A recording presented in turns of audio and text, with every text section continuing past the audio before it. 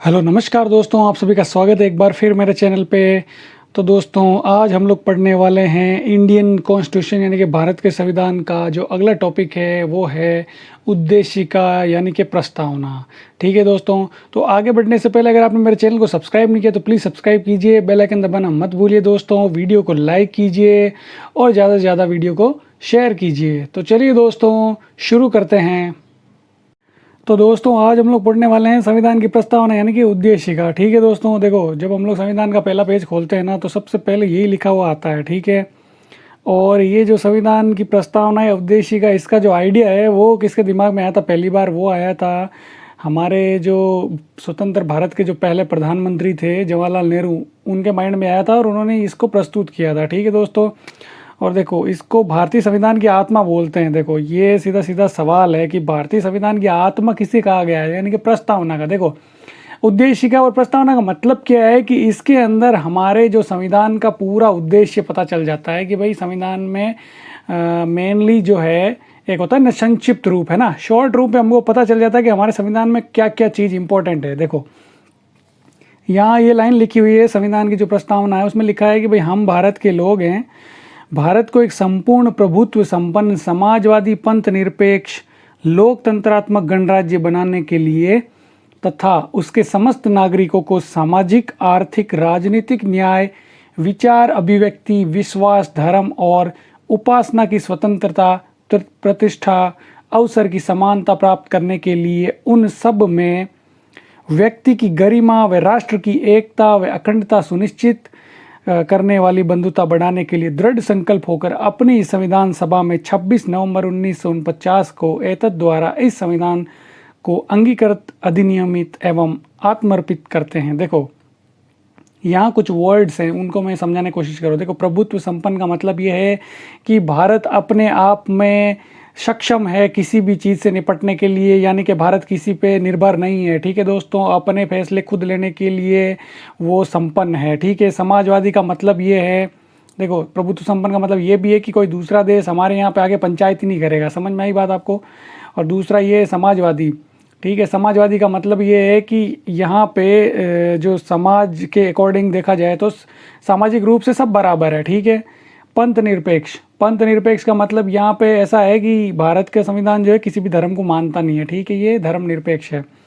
लोकतंत्रात्मक का मतलब यही आपको कि यहाँ पे क्या है, लोकतंत्र है। ठीक है, लोगों के द्वारा यहाँ पे जो है सरकार चलाई जाती है, ये लोकतंत्र है। गणराज्य यही है कि हमारे यहाँ का जो राजा होगा वो जो है वो वंशानुगत नहीं होगा। ठीक है, कि कुछ टाइम के लिए होगा, जैसे कि 5 साल के लिए राष्ट्रपति हम लोग चुनते हैं। ठीक है, तथा उसके समस्त नागरिक हम ही लोग हैं, उनको सामाजिक आर्थिक और राजनीतिक न्याय मिलेगा। ठीक है, ऐसा इसमें बोला गया है। विचारों की हमारे यहाँ अभिव्यक्ति होगी, विश्वास धर्म और उपासना की हमको स्वतंत्रता होगी, प्रतिष्ठा और अवसर की हमको समानता मिलेगी। ठीक है, और राष्ट्र की एकता और अखंडता सुनिश्चित करने वाली बंधुता यानी कि एकता और अखंडता सुनिश्चित करने वाली भाईचारा बढ़ाने के लिए दृढ़ संकल्प होकर हम 26 नवंबर 1949 को ये जो संविधान है इसको अंगीकृत अधिनियमित एवं आत्मर्पित करते हैं। तो आपको यहाँ पे मैं बता दूं कि जो पहला सिग्नेचर है ना, फर्स्ट सिग्नेचर इस पे संविधान पे किसने किया था?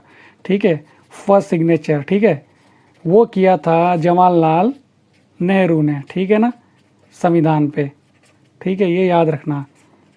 तो ये मैं पिछले वीडियो में बताना भूल गया था। तो फर्स्ट सिग्नेचर किसने किया? जवाहरलाल नेहरू ने। नेक्स्ट देखो कुछ इंपॉर्टेंट फैक्ट है, देखो दोस्तों वो आप लोग ध्यान रखना इसमें कि प्रस्तावना को संविधान की कुंजी कहा गया है। ठीक है, संविधान की आत्मा और संविधान की कुंजी कहा गया, यानी कि ये एक तरह से सवाल हो गया कि संविधान की कुंजी किसे कहा गया है? प्रस्तावना को कहा गया है। संविधान की जो सारी शक्ति है ना वो भारत के लोग यानी कि जनता के अंदर निहित है, यानी कि संविधान की जो जितने भी पावर है ना वो जो पीपल ऑफ इंडिया है उसके अंदर समाहित है। ठीक है दोस्तों, नेक्स्ट देखो प्रस्तावना में जो लिखा है ना कि हम भारत के लोग, है ना, ऐसा करके ये जो पूरा मैंने ऊपर पढ़ा है, ठीक है, लास्ट में आप आत्मर्पित करते हैं। इसका मतलब क्या है? इस वाक्य का मतलब है कि भारतीय लोगों की सर्वोच्च संप्रभुता का उद्घोष करते हैं। ठीक है ना, ये जो वर्ड लिखे हुए हैं ना ये क्या करते हैं? भारतीय जो लोग हैं उनकी सर्वोच्च संप्रभुता यानी कि भारतीय जनता ही यहाँ पे सर्वोच्च है। मतलब संविधान के बाद, संविधान से भी ऊपर कौन है, भारत की जनता है, ऐसा यहाँ पे बोला गया है। ठीक है दोस्तों। अब बात आती है दोस्तों कुछ केसेस की जो प्रस्तावना से रिलेटेड हैं, कुछ केस आए थे। ठीक है, तो उनको थोड़ा सा समझते हैं। देखो, यूनियन ऑफ इंडिया बनाम मदन गोपाल। ठीक है, यूनियन ऑफ इंडिया यानी कि अब ये भारतीय संघ की बात कर रहा है और उसके विरुद्ध कौन था, मदन गोपाल। इनके बीच में एक केस आया था। तो 1957 यानी कि 1957 में जो है, जो न्यायालय ने कहा था कि प्रस्तावना को हम लोग न्यायालय में चेंज नहीं कर सकते। ठीक है, ऐसा डिसीजन दिया था सुप्रीम कोर्ट ने उस टाइम पे। ठीक है, उसके बाद देखो दोस्तों, बेरूबाड़ी जो यूनियनवाद आया था। ठीक है, यहाँ पे क्या बोला था, यहाँ पे बोला था कि भाई जो सुप्रीम कोर्ट ने बोला था कि प्रस्तावना जो है ये संविधान का अंग ही नहीं है। ठीक है, इसलिए इसमें संशोधन नहीं कर सकते। ठीक है, देखो इसने 1957 में सुप्रीम कोर्ट ने बोला कि भाई ये यूनियन ऑफ इंडिया बनाम मदन गोपाल केस में कि प्रस्तावना को न्यायालय में हम लोग चेंज नहीं कर सकते। ठीक है, और बेरूबाड़ी में यहाँ पे क्या बोला था सुप्रीम कोर्ट ने, ये आई थिंक 1960 की बात है। तो इसमें बोला था कि ये संविधान का अंग ही नहीं है। ठीक है, तो इसलिए इसमें संसद इसमें जो है संशोधन नहीं कर सकती। ठीक है, अब बात आती है वेरी वेरी इंपॉर्टेंट। ठीक है दोस्तों, ये सबसे इंपॉर्टेंट है और हाल ही में जो केशवानंद भारती उनका निधन हो गया है। देखो दोस्तों, केरल राज्य बनाम केशवानंद भारती केस, इस केस के अंदर सुप्रीम कोर्ट ने ये बोला था कि जो प्रस्तावना है इसको ये भारतीय संविधान का अंग है। तथा यहाँ पे सुप्रीम कोर्ट ने क्या किया था, मूल ढांचा सिद्धांत दिया था। ठीक है, मूल ढांचा सिद्धांत समझते हैं। सुप्रीम कोर्ट ने यह कहा भाई कि प्रस्तावना जो है वो संविधान का तो अंग है। ठीक है, लेकिन हम लोग क्या है, इसके अंदर संशोधन भी कर सकते हैं, क्योंकि अब सीधी सी बात है, संविधान का जो अंग है तो संशोधन करना ही पड़ेगा, है ना। क्योंकि जब संविधान में संशोधन हो सकता है तो प्रस्तावना में भी हो सकता है।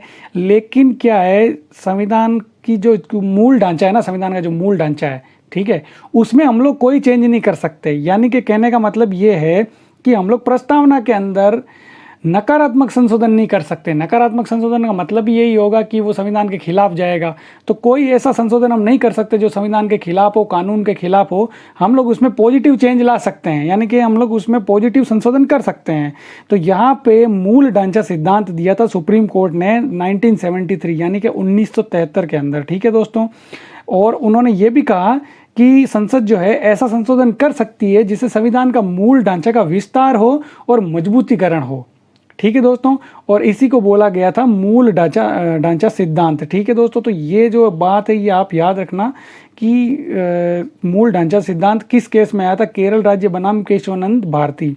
ठीक है दोस्तों, 1973। और मूल ढांचा सिद्धांत है क्या कि प्रस्तावना या फिर संविधान में हम लोग पॉजिटिव यानी कि सकारात्मक संशोधन कर सकते हैं, लेकिन नकारात्मक संशोधन हम मूल ढांचे में नहीं कर सकते। यानी कि जो चीज़ें पहले से संविधान में लिखी हुई है उसको हम नहीं हटा सकते। ठीक है दोस्तों, तो नेक्स्ट पॉइंट देखते हैं। बेरूबाड़ी यूनियनवाद 1960 में सुप्रीम कोर्ट ने बोला था कि भाई ये तो 1960 की बात हो गई कि संविधान की अगर भाषा संदिग्ध है तो वहाँ पे प्रस्तावना जो है वो कानून निर्वाचन में सहायता करती है। कि अगर कहीं पे हमको लगे कि यार संविधान की भाषा संदिग्ध है मतलब ये है कि हमको लगे कि भाई ये जो कानून है ये संविधान के अकॉर्डिंग नहीं है, तो वहाँ पे प्रस्तावना हमारी हेल्प करेगी कि ये सही है कि नहीं है। ठीक है दोस्तों, और सबसे इम्पोर्टेंट जो है वो है, देखो 42वां संविधान संशोधन, जिसको हम लोग मिनी संविधान भी बोलते हैं इसको।